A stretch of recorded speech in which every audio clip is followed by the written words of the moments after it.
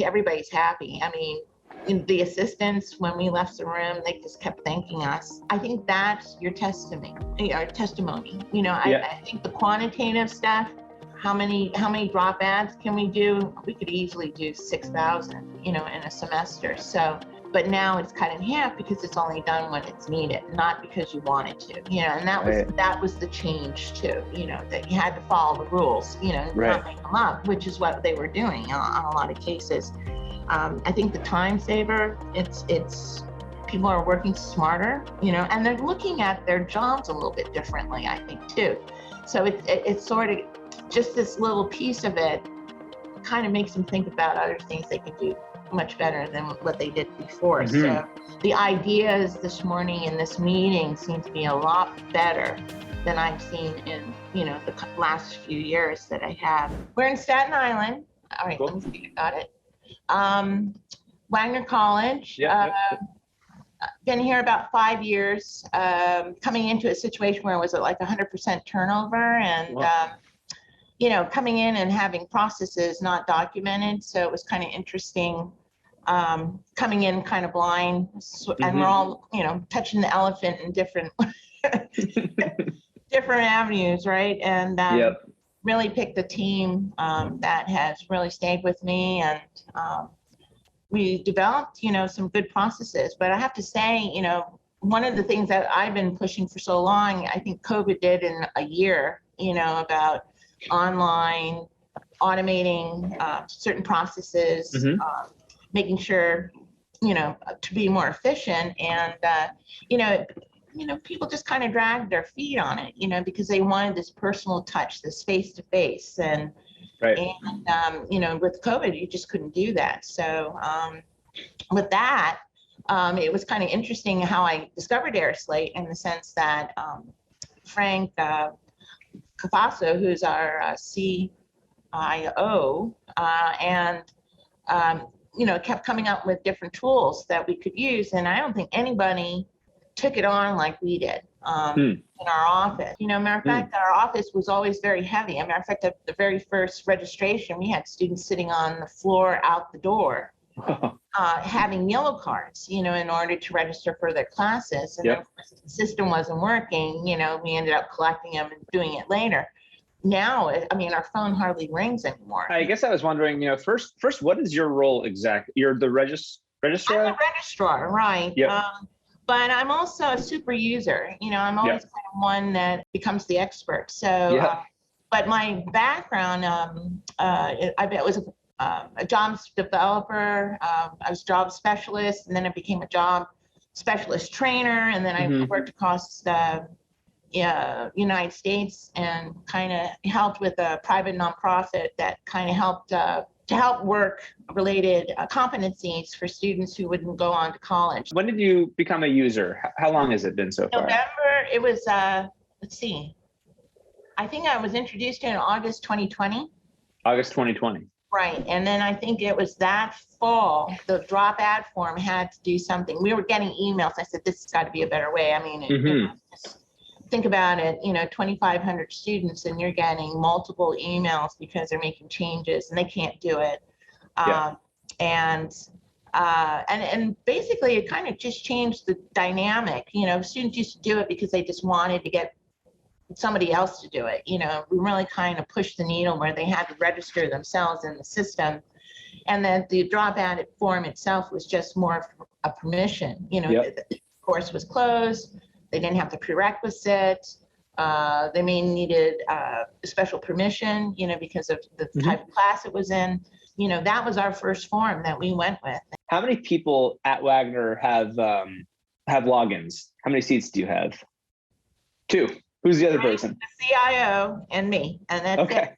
Cool. I mean, as far as the admin part of it, you know, now I think this last go around, I wanted to make sure that my people could get in behind the scenes in order to export, you know, some of the data, but also look where a form was and why it wasn't, you know, completed.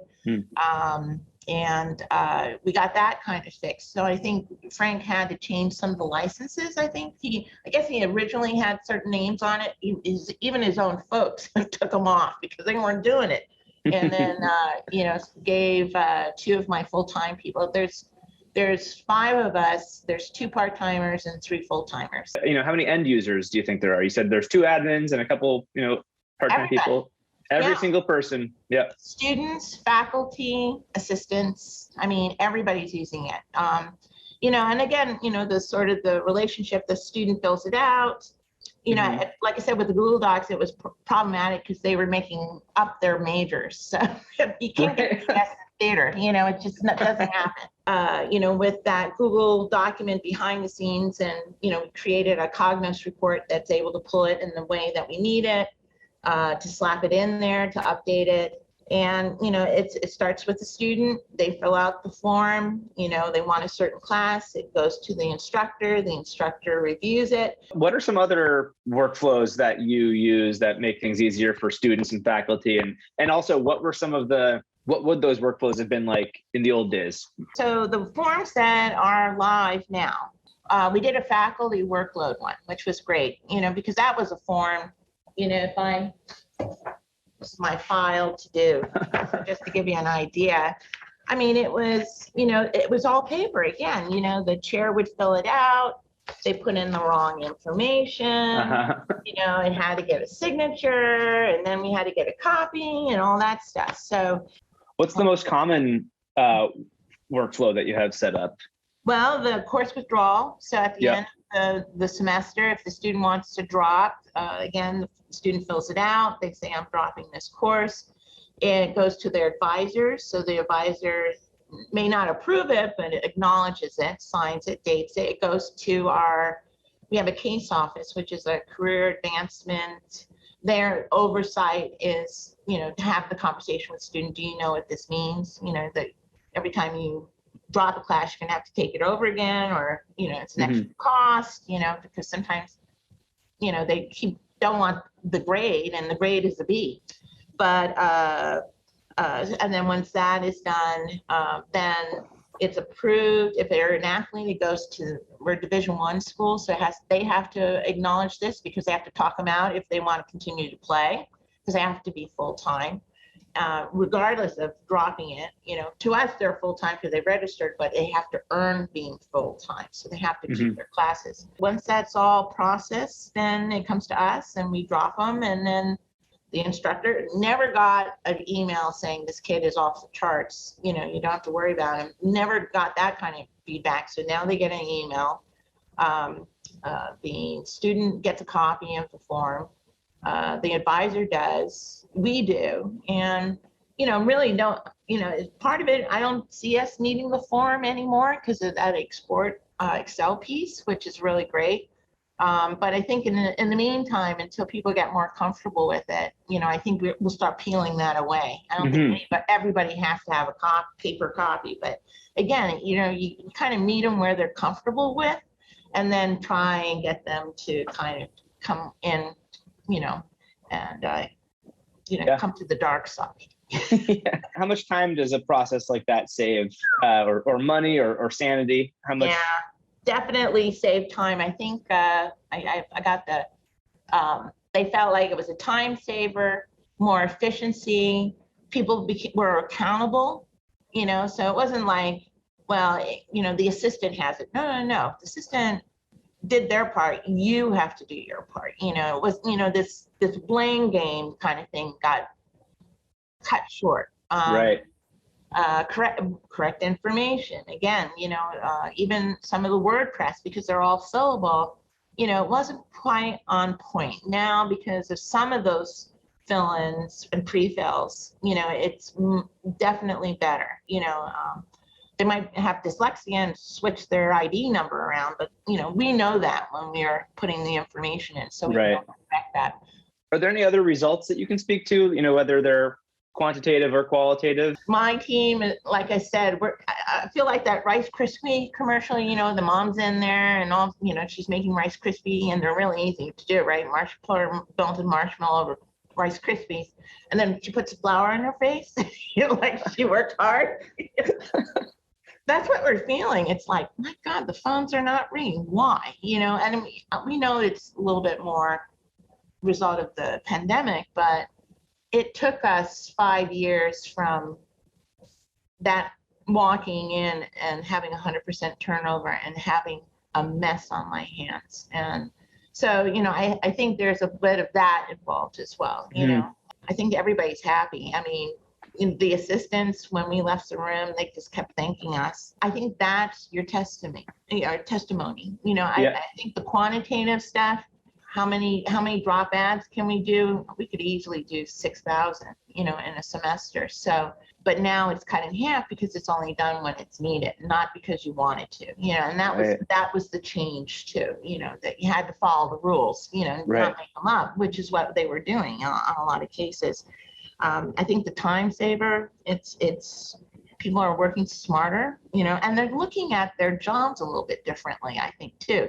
So it's sort of just this little piece of it kind of makes them think about other things they can do much better than what they did before. So the ideas this morning in this meeting seem to be a lot better than I've seen in, the last few years that I have. I think, the number of emails that we used to get is definitely down. If that's another quantitative. I mean, sometimes, these emails that we get from students and all the advisors getting involved, or, these long stories about why they need the course, it just wasn't necessary. But, we had to document it and, put it in the student file because that was the history of it. So now it's a little more streamlined for sure. What's the next thing you want to do? Like, what's the next process you would automate? Well, I think getting these wish list items up, and then, I just want to tread water for a while. I think you're getting more in people, so I'm not the only one. I think that's the other side. If I can train some more. And Kathy, who was the nursing assistant, I said, are you willing to learn? She said, oh yeah. So, I think there's that interest too. And because it's not so techy, I think it's pretty intuitive, when you think about it. Anybody can really use it. No coding, which I remember way back, and which is what WordPress is. You have to get in the background sometimes because fonts go skew, or so the whole idea of doing your own web page, I'm sure WordPress is the old way. I'm sure there's something a little bit easier to do than widgets and all this stuff. Right.